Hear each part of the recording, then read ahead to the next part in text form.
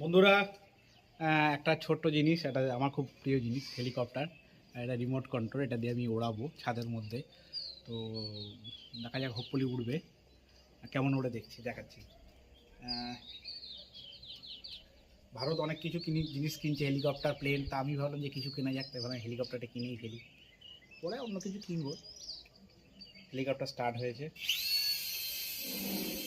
ছাড়ছি।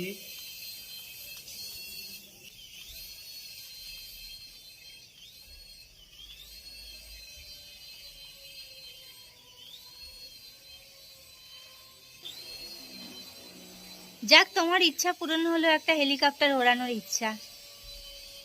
এটা উড়ে চলে গেছিল অনেক দূরে বাবা। বন্ধ করি ভাই।